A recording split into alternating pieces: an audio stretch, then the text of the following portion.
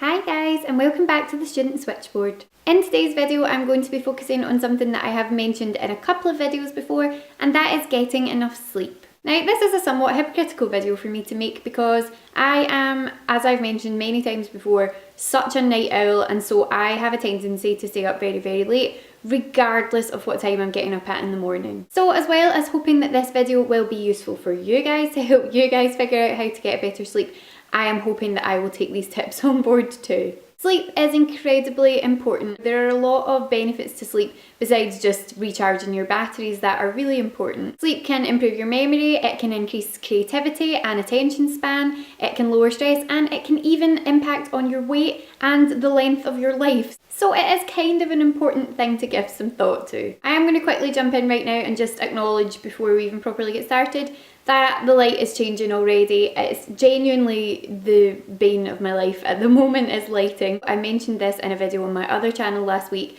that I have to film in front of the window because that's where it's bright, but then the sun dips in and out of behind clouds and stuff and it's just very difficult. But anyway, we'll get there in the end. So I thought that what I would do today was talk through 7 different tips that are said to help you get a better night's sleep. Tip number 1, and this is something that I desperately have to take into consideration because it's definitely the thing that I find most difficult, and that is power down all your electronic devices about an hour before you're going to sleep.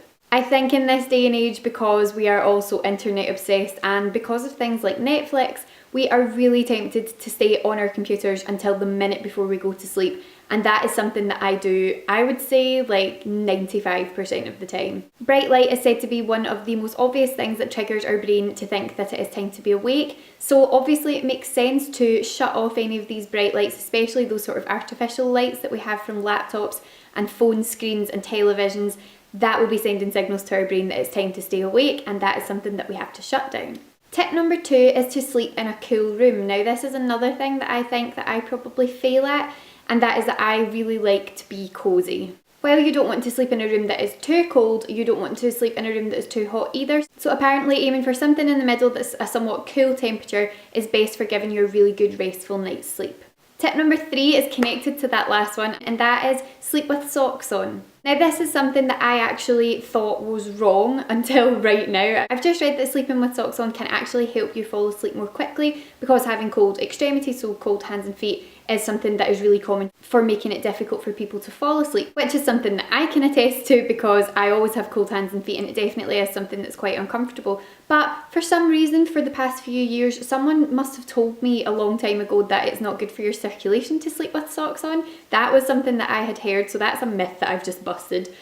Not on my own, obviously the scientists have busted it, but I've just discovered now that I have had that wrong all this time. So yeah, apparently sleeping with a pair of socks on can help you fall asleep more quickly. Tip number 4 is don't snooze your alarm. Again, this is something that I am terrible for. I set about 6 alarms for the morning and then I hit that snooze button over and over again because I want just another 5 minutes in my bed, and that can actually make us feel groggier when we get up.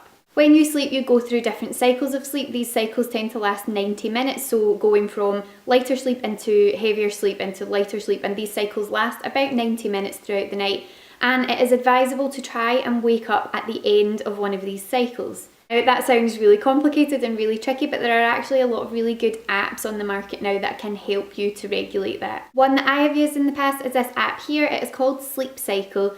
And basically you put in the time that you want to be up by. So if you have to be up by 8 o'clock in the morning, you'll put 8 o'clock into here and it will come up and say, I'll wake you up between 7:30 and 8 o'clock.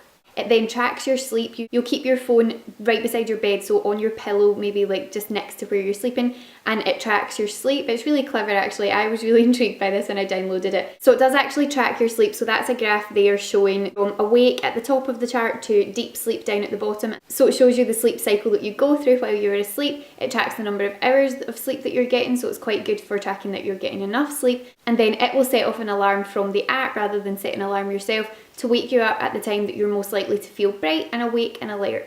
Tip number 5, try to keep a consistent wake up or get up schedule even on the weekends. This is something I find really hard because I love a long lie. Honestly, I would just, I think if I could change the world's sleep pattern to be like, right, we go to bed at 1:30 or 2 o'clock in the morning and we get up at 10:30 or 11 o'clock, I would be a happy bunny. But what can happen is if you have a super long lie at the weekend, which I do sometimes, sleep till really late, so sleep until lunchtime, it will then totally throw you off for getting back into your routine through the week. So if you can avoid messing up your sleep schedule over the weekend, it will set you in a much better pattern for the rest of the week. Tip number 6, and this is one that I've actually been trying out recently and I've found it to be really useful, and that is take deep breaths when you're falling asleep. Now that probably does sound ridiculous, but there is something extremely calming about just tracking your breaths. So I use the Headspace app, which I think is really, really great. It's basically a meditation style app. And using that had kind of shown me how calming it is to focus on your breathing and just focus on your breaths. It's very, very relaxing. And then I looked into that more, and it is something that people recommend to do when you're falling asleep. If you just follow the breaths in your body, so focus on taking a really big deep breath in and then following it as you breathe it out, and that is something that can really relax you and prepare you for falling asleep. And tip number 7, which I think is a really, really nice one, and that is to write down anything that is bothering you or anything that's worrying you, any ideas that you have maybe for the next day, so creative thoughts that you've had for university work or for blog posts or things like that. Write these down before you're going to bed, because otherwise, if you're anything like me, you will be awake at 1 o'clock in the morning writing notes on your phone for blog posts and video ideas. So writing things down before you're getting into bed to kind of just clear your mind and get all of that out of your head and onto paper and sort of focus on that before you get into bed can be a really good way of just clearing your mind before you're getting ready to go to sleep. So I could go on and on. There are so many tips out there for getting a good night's sleep, but I'm just going to keep it at 7 because it's my lucky number. If you have any tips for getting a good night's sleep, I would really like to hear them, so please leave them in the comments down below. If you enjoyed this video, give it a thumbs up to let me know, that would be great, and you can share this video on Twitter or Facebook or any of the platforms. All of my links to my social media are in the description box as always, so feel free to go and check those out. And if you want to be first to see my next student advice videos, be sure to subscribe to this channel. Thank you so much for watching, guys. I really hope that you're having a lovely week and that you're getting enough sleep, and I will speak to you again next Monday. Bye! The feeling that you want to quit university and go off and abandon your course is something that can happen to quite a lot of students, but it's really important to figure out what it is that is making you feel that way.